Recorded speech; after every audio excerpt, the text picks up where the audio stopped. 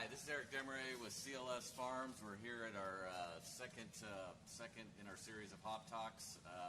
We're here with John Fearless today. They're based out of Napa, California. They're a hop dealer servicing, they sell to clients all around the world. We have Matt Johnson, who we've got to be good friends with over the years. We met Matt a few years ago in his capacity with the Hop Quality Working Group. Matt helped us coordinate, put on a great party here for all the brewers, so that was a lot of fun.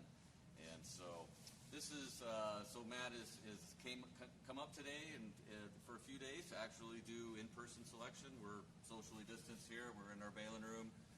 We would normally do this in our office, but given the state of the situation, we're out in our baling room in a wide open area here, so we got a little bit of space to do this. Really thankful for Matt for coming up. We haven't seen a tremendous amount of people this harvest, obviously, but it's nice to see a few. We are deemed essential, and so we've got to have beer, pretty essential. So we're glad to have it.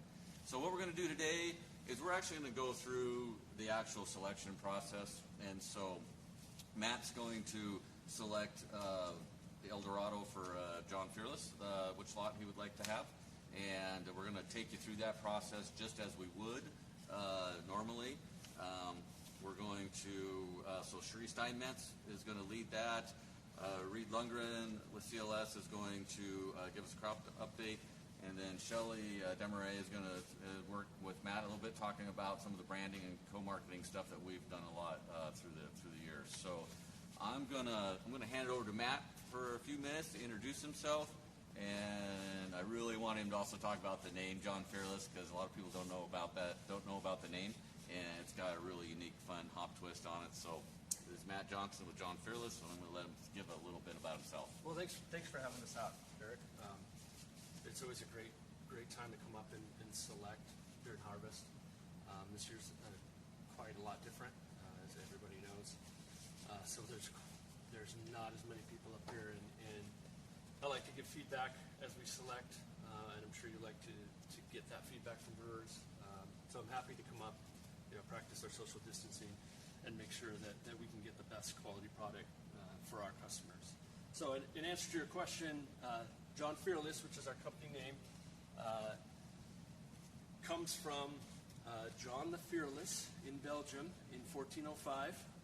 There was a law that prohibited hops from being in Belgium and being put into beers, and John the Fearless brought hops back to Belgium and brought hops back to beer in Belgium. So that's where the name comes from. Mm-hmm. He actually lost his head for it, got in trouble for it. So if you look at our logo, you'll see a knight on a horse with a hop head. So we've replaced his head with hops because that's so he paid the ultimate price. He paid the ultimate price, but we have hops back in all sorts of beers. We provide, not only hops, domestic, lots of El Dorado, Zappa, a couple of the varieties, but we also do South African hops. We're one of the only dealers that provide South African hops here in the United States. Southern Passion is one of the ones that has really taken off, really great for hazies. We've also become the distributor for Muntins Malting in California.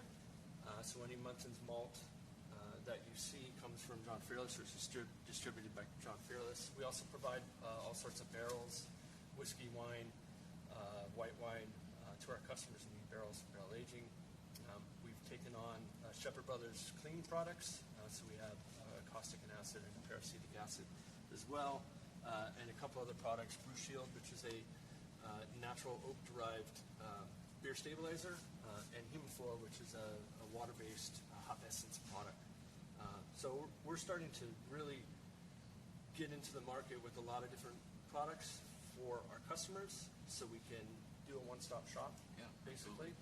So we're up here, or I'm up here today, to pick our lots for our El Dorado. We do quite a lot of El Dorado from CLS Farms, and our Zappa, which are what we're going to try a little bit later. So that's just a little bit about what John Fearless does. Yeah, absolutely. So, this relationship is Sheree, maybe 4 or 5 years now. So we've got to, it's been a nice budding relationship that's evolved over time very organically.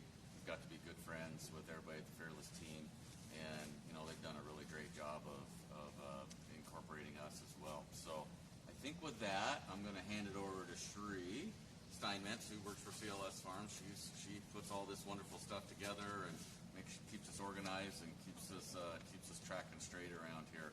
So we're actually going to really formally go through the selection process. We're going to do a fun thing at the end where we pick and point to see how good we all are and see how much we agree. And so we're going to do it live and put us all on the spot. So I'm going to hand it over to Sheree here. Yep. Okay, so we're just going to go through the process like CLS would do selection with all the brewers that come through. So with that, it is a blind selection. So there's no lot details being presented at the time. It's just an ABC lot ID. And so we have these first 3 lots right here, all El Dorado. Matt and then our team also will follow through, all do a rub and smell sensory on them. We all take our time, take some notes on them, and then at the end, we count to 3 and everyone points to the lot that they prefer. Now, sometimes that changes. Lots have different characteristics, so not only is it the lot that we like, it's also we're thinking about the lots that our customer likes. So feedback from them throughout the years helps us decide which lot will fit their needs most, and not necessarily what our personal preference is. So with that, we'll get it started. I'm going to let Matt go first and work down, and then I'll just follow him with everyone else. And we'll just kind of just keep your pile to yourself a little bit. Everyone can grab their own fresh pile as we go through. Okay? So a little bit about selection, just on my point of view. I know a lot of people watching are very familiar with selection, but I hope there's a few others that aren't familiar with how selection works. Yep. If you're able to, as a brewer, and have the quantity and have the means to, it's almost imperative that you come up and go through a selection, not only to meet the great people that grow the hops, but also to really see the different lots and to really see the different aromas that come out of the different lots of one specific variety. So Fearless has selected or comes up and selects certain lot numbers and certain varieties that we think our brewers are going to really like and really get the most out of. So it's a service that we've really come to really value in the brewing industry, rather than just get whatever is not selected or whatever's left over. So Fearless, we make sure that we select almost every lot or every variety that we can and every lot that we can that best fits our customers' needs. So as we go through, and we can all mention what we pick up out of each lot number here, like we did, and really talk about what we're smelling and what we're looking for. Because, like Sheree said, we're all different in what we're looking for in hops, and what different types of aromas, types of bitterness, types of everything that we get. So it's a little bit of what we do to make sure the quality is there for every customer that Sheree and CLS and John Fearless has. Yep. Yeah. And then at the very end, once we select the lot, we'll just kind of talk in general about the lot, just some facts about it, harvest dates, the alpha acids, just some interesting facts for that lot. So. All right. Okay. Let's go. Cool.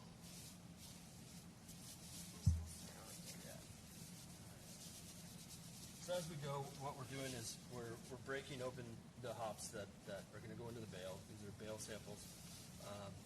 Just trying to take a look and visual. But the big part is taking a good sniff. And as you rub it in your hands and warm it up, you're really going to get a lot of the aromatics coming out of each variety. And they're different, and some of them are very subtle in their aroma qualities, but some of them can be dramatic as well. But as we rub and it warms up, you're going to get a lot of the aroma qualities out of each lot number. So, as far as aromas and stuff go, what are your target aromas and what are you looking for out of El Dorado? So out of El Dorado, it is a dual-purpose hop, right? It's a high alpha, so it can be used as bittering. But I'm looking for more of what the aroma for either dry hopping or finishing hops are. So flavor and aroma coming out of El Dorado. And El Dorado is a very tropical fruit forward hop. So what I'm looking for is that an El Dorado lot is going to be pungent right off the bat. As soon as you rub it and sniff it, it really hits your nose and hits your with those tropical notes to it. Something that really pops. That's going to really translate great to a dry hop beer and really pop on the aroma when you do dry hop with it. So I'm looking for something really tropical and bright and really hits your nose really fast, as opposed to something that's like subdued and that you gotta work with it to really pull it out. Yeah. That's what I'm looking for in El Dorado, because a lot of our customers use it to dry hop and use it for a lot of our hoppier beers. Right. And this hop is excellent for that. It's got such a tropical note to it that it's great as an aroma. So when you put it in your beer and you dry hop with it, as soon as you put the beer to your nose, before you even sip it, you're going to really smell the El Dorado in here and really know what you're going to taste, basically. Okay. So with El Dorado too, we have quite a few different growing regions that we have El Dorado in. We have different growers that grow El Dorado, and so we have noticed though across the board that usually a later harvested El Dorado field has what he's talking about, that real punchy, intense aroma right off the bat. And so we worked really hard with all of our growers to help them get into harvest windows that make sense for that aroma profile and for their farms.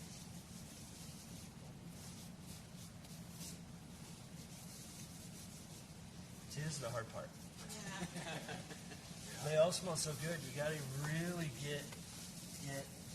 let it warm up, get it on your hands, and really get a good sniff of what that aroma is. Because as it sits on the table, it can change. You know, and that's going to really translate in your beer.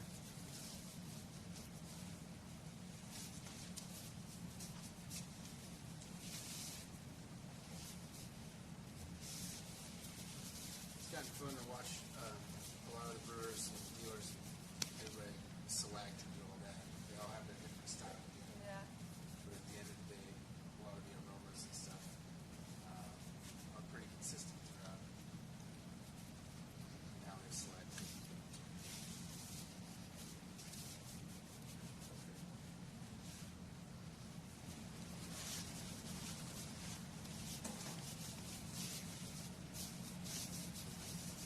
Think you got it? I think so. Sometimes you got to go back a couple times. You do. You have to take a break, I don't think, yeah. right? You have, like I you need have to step back, yeah. kind of I let your need- nose get used to regular air for a minute, and then go back and see which one. This is what I love, and everybody Yeah, who's yeah, done this we all before love knows. that. Well, I think, we all get things, from different lots, and, different aromas, but I definitely like to take time.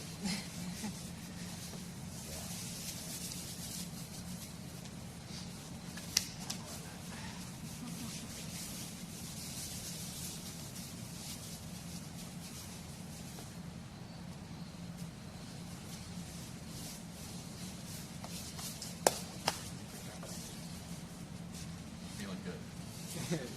Are we all going to point at the same time? And Yeah. will you tell me what you point to first, so I don't point? Last one in. Yeah, I don't want to be the last one in, or I'll point. I got my piles right. Okay, All right, ready? everybody ready? All right. Yeah. Okay, All right. ready? 1, 2, 3. Okay, Did you so do B? so you Yeah, had A. me too. I had A. I had A. I had You B. had B. I had it B. So Really? interesting though, A and B are very similar to me. Very, very similar. C is just a little bit subdued. Yeah. Yep. Excellent hop still. But as you sniff and as it warmed up, it was a little bit more subtle Right. than what I'm looking for our customers. I want it Yeah. right in your face, punchy. Yep. Right. These two were very punchy, and I think the A had a lot more depth as it sat on the table and warmed up, Right. which translates to me to anything that's a hoppy beer or dry hop beer, to a little more depth in your beer, a little bit more aroma to it. The aroma stays with it as you drink your beer and you get to the bottom. That aroma that you smelled at the very beginning is almost going to be the same at the very bottom, so it doesn't lose its aroma, and that's what I'm looking for in the El Dorado. So I think the A would just have a little bit more depth, and a little bit more to it. So that would be the lot that John Fearless is going to select for our crop this year. So that lot, just for everyone to know, that lot has a September 15th harvest date from one of the fields we have in our lower valley growing region. And this field is actually 2 years old, so shouldn't have any of the baby aromas in there. It should be a nice mature field. And the alpha on that lot was 14.3%. Yep. So dual purpose. Exactly. High alpha. If you want to use it as a high alpha bittering, it's absolutely a wonderful hop. I love this as an aroma. Yeah, absolutely. Try hop with this Yep. all day long. Awesome. I mean, they're all excellent. Like I said, they're all excellent. That's why you come. Variety. Yeah. Exactly, yeah. There are To pick out the differences. little differences that make a That's big difference for absolutely your customers. right. Okay, so then we're just going to do Zappa. With Zappa, a little different just because we don't have as much acreage as we do in El Dorado. So there is just one lot, but we still do sensory on it so they know what they're getting and can expect and pass that information on to their customers as well. So this is our Zappa lot this year. And we will do sensory on it and then just kind of talk through some of the descriptors of Zappa as well. Yeah. And even though there's not multiple lots of this one for us, like Sharif said, it's really good to know and be able to describe what the Zappa is going to do for our customers and what our customers expect. So Yeah. It's always good to do sensory on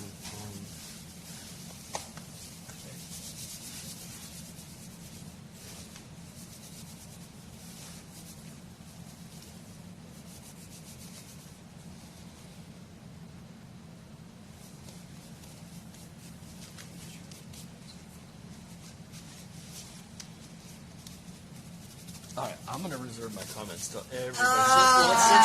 Since this is you're all sensory, waiting. right? I don't want to influence. Yeah, I'd rather you can't get influence. your Yeah.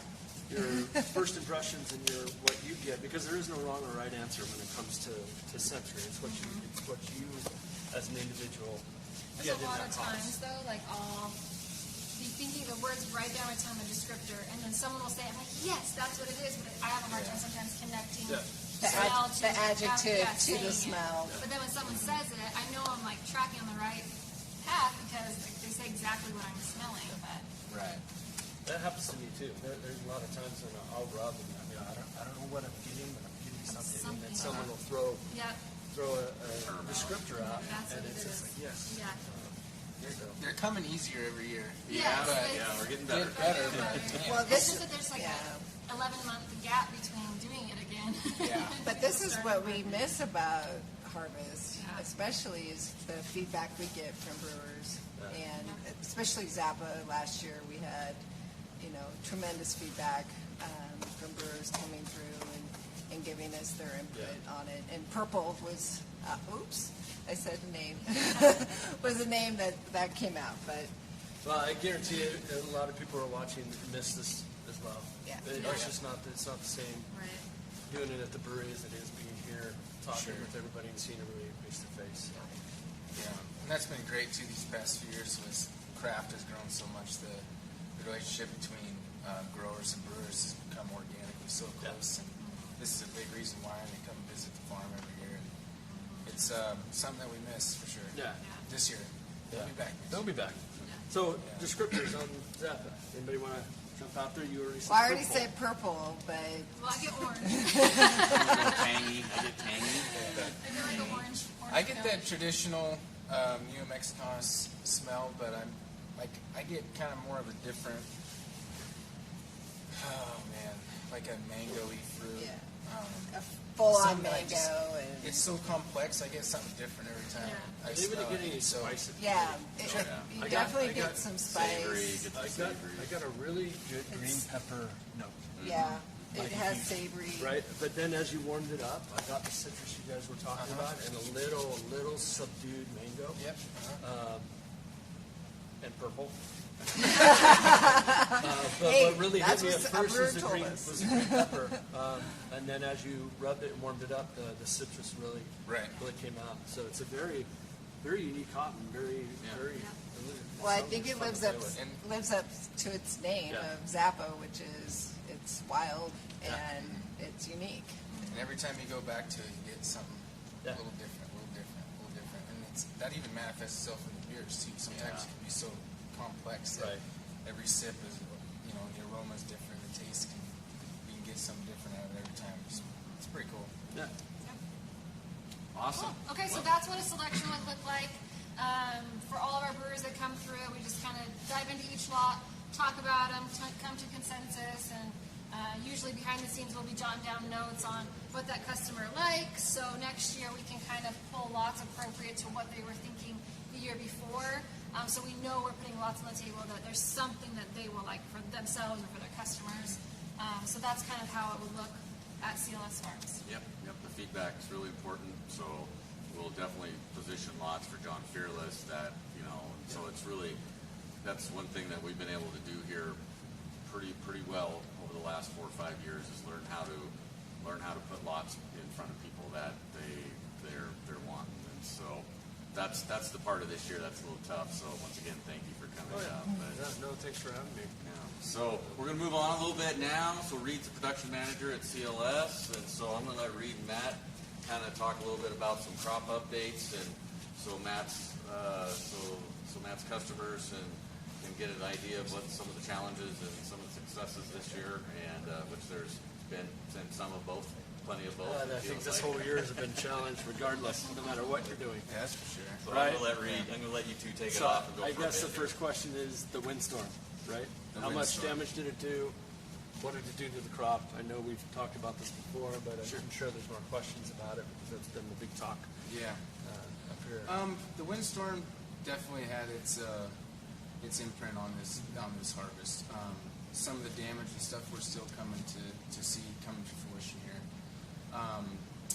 and some of it's been physical. Some of it, as far as like down binds and stuff like that. Some of it, the outside of the cones got beat up a little bit, so that kind of opens up, avenues for stuff like ultramarine and some of that off-coloring stuff to get in. But a lot of the stuff that was damaged early on from the windstorm, we kind of pivoted and got through some of that stuff and to try to mitigate some of that damage. And we're through, I would say, a bulk of that stuff now. Now we're harvesting some of this stuff, a little later in its window, and a lot of this stuff we're still picking up down vines and stuff like that. But a lot of the stuff that we're picking right now kind of held its own a little bit through the windstorm, and a lot of this stuff we may have picked a little bit earlier, and we're getting it out later in its maturity window.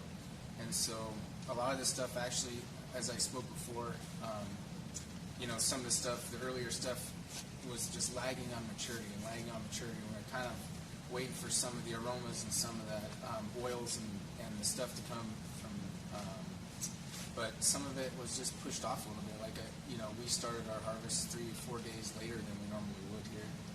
We kept trying to hold off, but eventually it's just kind of a time, math problem. And I think that's a testament to what you guys do and the experience you have and the quality you produce. Even though there's a picking window for a certain variety, when those varieties are at their best or at their peak. And if that's a couple days later, right?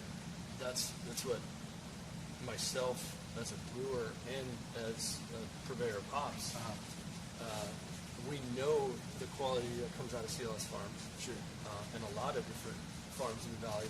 But that's why we choose to work with you, because we trust what you do. We trust that you've been doing this for a long time. Even though there's a picking window, you guys know best when to get the most out of your crop, which will translate to the best products for brewers. Yeah, and traditionally we always select. We sell aroma hops, so we select our picking dates and windows and the order off of and so some people go off dry matters and stuff like that. We just, strictly go off aroma and when we think the maturity is correct, and that might be a different order every year. And so this year, some of the stuff was put a little bit in front of the other because we needed to work through some wind damage and stuff like that. But for the most part, we pick it when we feel like it's ready. There's no set schedule from the beginning of harvest whatsoever. And so, selling aroma hops, they better smell good and they better be ready when we want to pick them. Yeah. And so some of this stuff has been, that has been actually pushed a little later in its maturity has been a blessing, and it's been outside of its, the picking windows in some cases. But some of the stuff that you've smelled here and some of the El Dorado that are coming in later have been some of the best stuff. Yeah, no, it's great. And there had been talk a couple other places that I've been to. The aromas are down a little bit in a lot of these, but from what I've smelled on this table today and what I've been smelling all week, I don't see a drop in aroma at all. Everything smells great. There may be some color on the hop and a couple brown because of the windstorm, but that has not affected the aroma of what I've been smelling at all. So I've been impressed with everything that's been put on the table this entire week. Some of the color stuff is just characteristics of letting it hang a little longer and letting it get deeper into that maturity window. And so typically when you come here for El Dorado, it's going to have a little bit more color and stuff like that, but it can hang pretty well.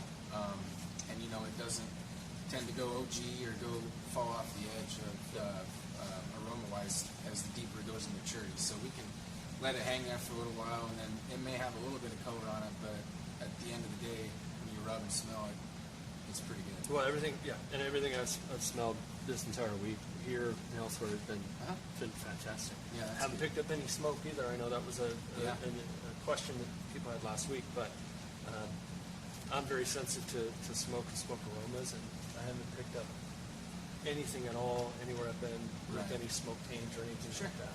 Okay. So other than those two things, how's harvest been? And Harvest? the crop and Yeah, I would say the crop in general is maybe a little bit light, average. Okay. The windstorm affected maybe the mid to the later stuff, but the earlier stuff mostly was all off by that time. But we're picking a pretty good amount of acreage a day that's good for us, and we've been methodically going through it. And every once in a while we have to pivot and go do something else. But our team's very adaptable, and we got about 8 more days before we put it all in the barn. Yeah, we're getting close. But in general, like we talked earlier, some of the aromas might not be like the all-star year, but the later we get some of these other stuff, there's still a lot of really good stuff out there. Yeah. So, but harvest in general for us is going well, and we're in the 5th of about 6 weeks for us. And so almost there. Yeah, we're getting there. Ben is near. Yeah. Okay, well, thanks, Reed. You Yeah. might need to speak up because I hear something Yeah, outside. Is it raining? Yeah. Wow. We got a rain. Yeah. We Yeah, got we a- got a little rain. got a rainstorm. Yeah. So we got to speak louder. But so thanks, Reed, for the update there. That was good. So I'm going to hand it off to Shelley and a little bit to talk with Matt about some of the fun co-branding, all the stuff that we've done, and kind of one of the great things about John Fearless as a hop dealer, they've always incorporated us into their world and helps connect us to brewers. So we feel that's important. So Yeah. we'll get you to talk about that for a while. So, you've been coming to the farm for many years, and we've developed a great relationship with you and Fearless. And what does that mean to you and to your customers and brewers to know the farms that you're buying your hops from? It's not only important to me personally, because it makes me feel connected to the ingredients that I use as a brewer, but it makes me feel connected to the ingredients I want other brewers to use and sell to. Since I've been coming to the farm for a while now, I recognize the quality that you guys have. And as a purveyor of hops, I want the best quality possible so I can give the best service to my customers. If they have the best hops to use. They will get the best service from John Fearless, and everybody will be happy. They'll make the best beer, they'll make the best decision coming to us with their needs. So quality has always been a key for us, and we recognized a long time ago that CLS has the quality. You take the steps, you do the due diligence, you do the stuff that's really going to set you apart from a lot of other growers. Not to say that other growers are poor in any way, because there's a lot of many good growers, but the relationship that we've had with you, me personally, and with Fearless, we really understand and really love the quality that you guys put together. Well, we appreciate that. And hops like El Dorado and Zappa, those two proprietary hops, what do those do for your customers than that you have access to those? Well, just the selection process alone today, all 3 lots were excellent. All right, goes to the quality, but that really good, bright tropical notes that come from that El Dorado is not only what I would want to brew with, it's what I'd want to drink. Yeah. And I think the customers of the breweries that we service want to drink that beer too. Yep. So that's what those proprietary, and to say we use El Dorado hops in this beer, when you list it up on your board, is a great selling tool. It creates a buzz around the hop. So if someone has a beer with El Dorado in it, and wow, that was really good beer, it was real tropical, real good aroma and flavors to it. The next time they go to another brewery and see El Dorado as part of it, as part of the branding, they're going to choose that beer as well. That's So great. those proprietary brands are key, and they're excellent. The research has been done on it, the evaluations have been done on it. It's just a very good tool for CLS and for Fearless to use, especially when it comes to the proprietary brands. Right. And that we can work together, and that your brewers understand who their farmers that you're sourcing from. And so if you have, Fearless with CLS and we have El Dorado, there's just a really fun energy that all parts, bring together. Yeah. And so that's been really fun. Yeah, for and there's a us. lot of our customers who don't really get to come up Yeah. and take part in selection. We're working on that as a company. We were gonna plan on this year, but we all know what happened. But we are going to plan in the future bringing some of our customers who use a lot of El Dorado in their beers, and invite them up, have a little barbecue, show them CLS Farms, show them what is happening up here, let them be part of the selection, let them see what is on the table, so they can go through a selection and pick the ones that they want, to get them more involved. Because not all brewers can come up and select. And I can't emphasize the importance of selection enough to any brewer. So if you can get up here and do it, I would definitely suggest that you do. And if you do, let us know. We can give you a tour of CLS. I mean, their facilities are beautiful. Their hops have always been excellent. And you've been nothing but kind to me ever since I first met you guys. We're just, this is the part about growers and dealers and brewers that has evolved over the last, number of years, which is this really deep, meaningful, important connection to hops and to each other. And so it's what CLS is about, it's what you're about, and so it just really works very well for us all to be does, and connected. that's why we include you in our branding, Yeah. right? We want all our brewers to know where our hops come from, And, right? yeah. CLS is where you get your El Dorado, your Zappa, and when you guys, and I know they'll like these, you can think of CLS. Oh yeah, I've seen them on Hop Talk. I've seen Matt there, and hopefully we'll get there someday. Yeah. But the fact that you're here as a representative who has such amazing experience and background in selection you really are bringing, your expertise, and so that's a really important part of selection and for Fearless. So we're just thrilled that you're able to come up. Oh, me too. I would be. It would be a sad year to not come up to harvest.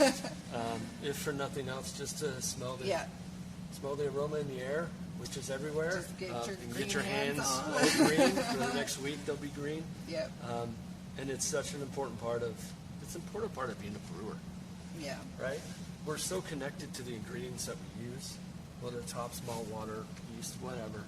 It's really good to come out here and meet the people who create and grow the raw materials that go into our beer that we create for you guys. So it's I think these it's, are your hops, so you get to come see them and check it out. And it's great. I love this time of year. It's actually really nice outside today. It's nice and cool, and you know, pulled up in the aroma in the airs of hops, and I'm sure everybody's sitting at home is jealous at this point. But yeah, so thank you for. I mean, no, we like working, you know, with Fearless because we get to co-brand together. You're able to let your brewers know that this is the farm that we work with, because you work with a lot of other farms throughout the valley as well. So that accountability too is important, and the farms that you do work with, I think, are really a top-notch group. Yes, so absolutely. I think that's what I think works really well with Fearless. So we're happy to be included in that. No, we're happy to have you do a lot of our hops. Yeah. And I'm sure this goes back and forth for a lot I of think brewers. people We all yeah. appreciate each other. It's appreciation day. It's such an appreciation. Yes, thank you. Yeah. Well, Keep doing what you're doing. You guys are doing excellent. It's just fantastic. well, to be we up here. always like to give out our swag, always have lots of exchanging of Fearless swag, lots of our crew people. I see them in, you know, Fearless hats, and so it's really fun to share that too with our crew, and so I know they appreciate it, and we always like to send a nice goodie bag too of some shirts and hats, and that you can share with your crew when you get back. Yeah, so, absolutely. Yeah. I have a bunch myself. I'm proud to wear it. I wear my CLS stuff all the time. Thank you. Thank It's you. just it's like a badge of honor, really. Oh, And anybody who sees it and knows it, oh, you're a brewer. Yes. It's fun, right? So it's great. I wear and brand your stuff all the time, and there's all sorts of people that recognize it, including some larger hop people in the industry that will see me on a Zoom call and say, "Oh, hey, you guys know Eric Shelley Demaray at CLS?" And you're like, no, I've never heard of them. no, I don't know what you're talking about. But it's good because you're very well known. No, that's because of great brewers and great dealers that we've worked with. So it's definitely been a great relationship over the last few years. So thank you. Thank you. Thank you. Well, should we pivot to, I think we got maybe a few questions from Claire Demaray, our esteemed The C, producer here. So, Claire, our if executive producer. you've got some questions, why don't you go ahead and shoot them out? Hi everyone, I'm Claire. You can't see me right now, I'm off to the side. But yeah, we have just a couple questions that about sensory, about John Fearless, and just kind of wanting to get to know a little bit more.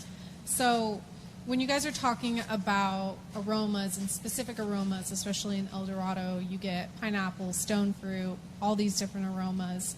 Are there specific ones that maybe come through or pull through more in beers than maybe some of the other ones? So if you have a really strong stone or pineapple aroma in the sensory, will that just stone fruit pull through, or will the pineapple pull through? Kind of maybe what are some of the stronger aromas that come through? In my experience, you may have a good pineapple note when you rub, but the pineapple really doesn't come through as much as it does on the table. Whereas a stone fruit or a peach or more of a mango tropical note, that'll be really what you pull out of the aroma in a beer. That's just my experience and my sensory. I have yet to find, to me, a hop that really, the pineapple really comes, really that pineapple juice that people are really looking for. It's there and it's subtle, but more of the stone fruit is what I get, especially with El Dorado, the tropical stuff, the stone fruit, the mangoes that really, really hit my nose really well coming out of beer.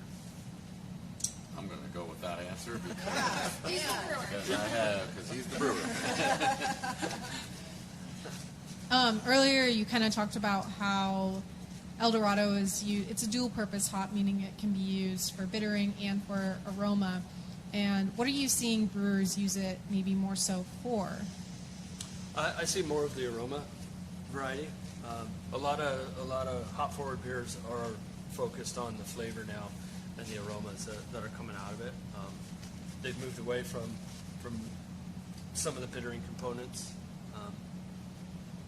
You want, when you taste your hop forward beers, you want that really good aroma, that really good flavor on the tip of the tongue, and then you want it to dissipate and go away. You don't want it to linger in the back of your throat like a bittering hop would do.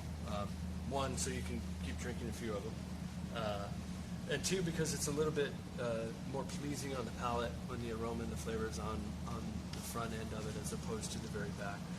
Don't get me wrong, there's still a lot of good beers out there that are real bitter in the back and that traditional, West Coast style Christmas tree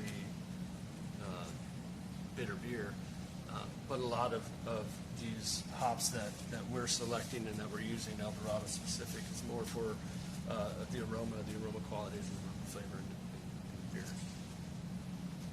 For those who may not be super familiar with El Dorado or with Zappa, what styles of beers are these primarily used in? And do you have any specific examples of some of the beers that some of your brewers are making with it?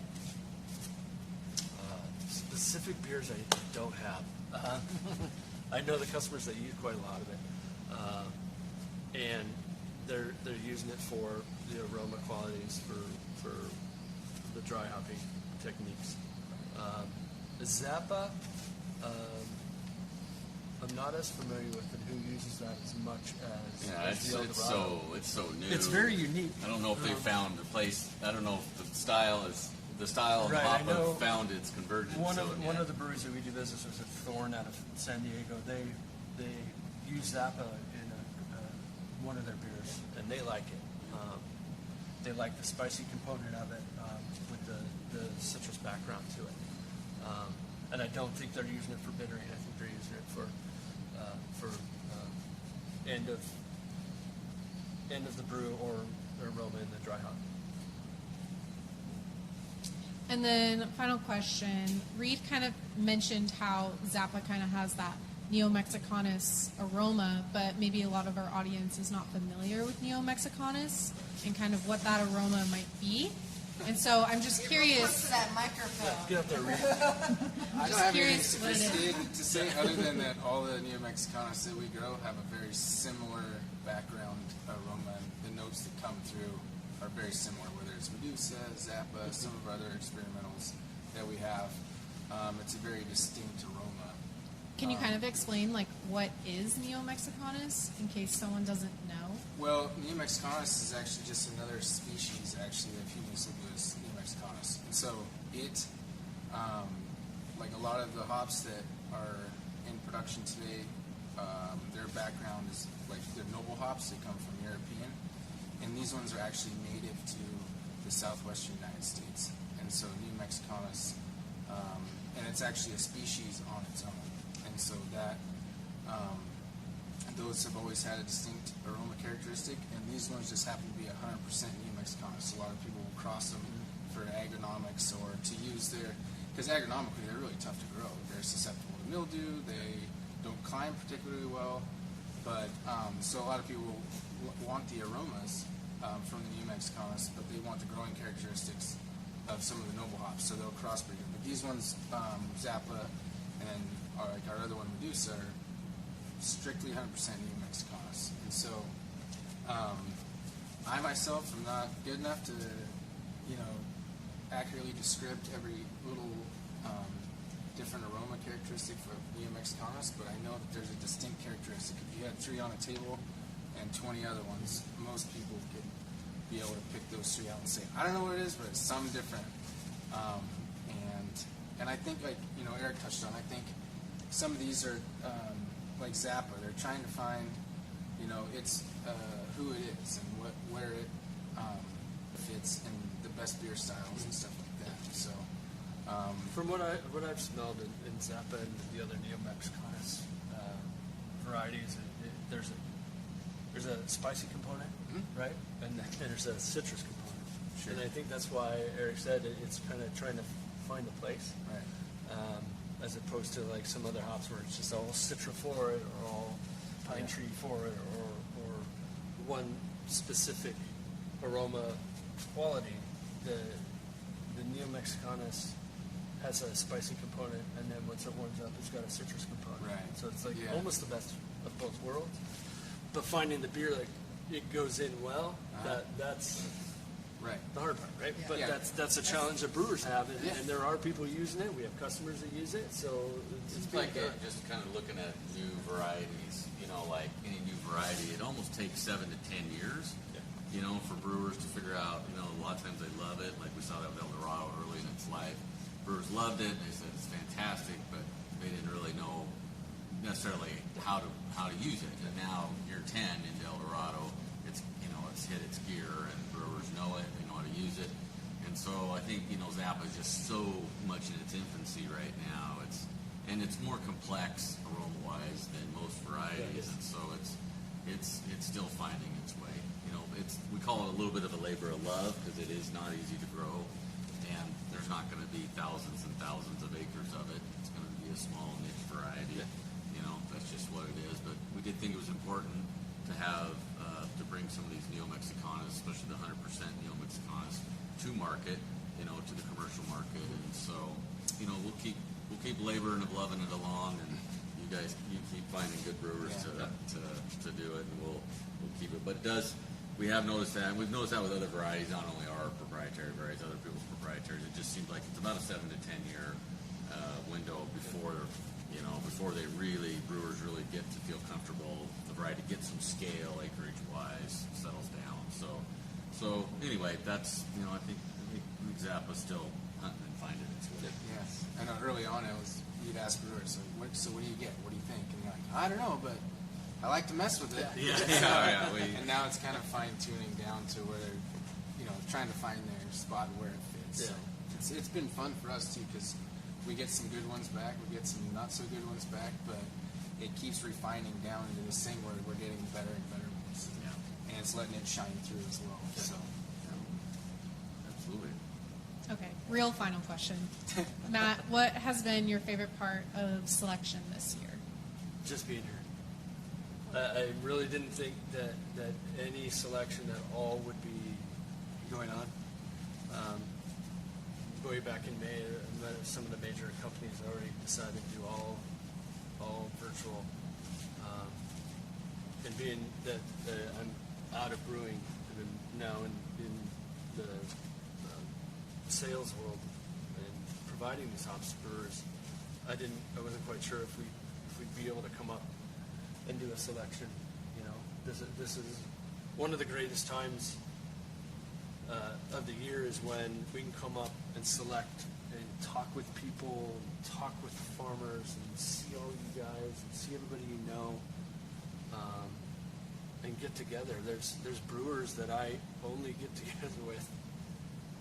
You guys know who you are. At like selection or At GABF or Sports CBC, right? Sports Center, which is closed, but there are times that guys that I know that live less than an hour away from me, and we all look forward to being here to visit. You find each other in Yakima. Yeah. You visit each other.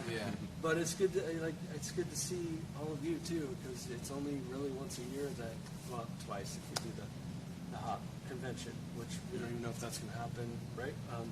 But it's one of only 2 times I get to come up and visit and see, you know, everybody I know up here. So just the fact of being here this year, I'm thankful that I've been allowed to come up and that Fearless has set me up. So that's that's really, I'm just thankful to be out and be able to select and be a part of it this year, and I plan to be a part of it for as long as I'm in this industry. You're always So, welcome. I appreciate that. So, yeah. Okay, well, I think that's a wrap, and so that was number 2 in our Hop Talk series. We got another one next week with the HR Hop Research Council. We're going to do sensory on 3 public varieties: Comet, Triumph, and Cashmere. So once again, wanted to thank Matt and for making the journey, and John Fearless for all the good things they do for CLS and buy lots of hops from us. That's wonderful. We'll continue to support them and their brewers any way we can, and I think we're going to call it a day here. So thank you very much. Back to the farm. Yeah, no,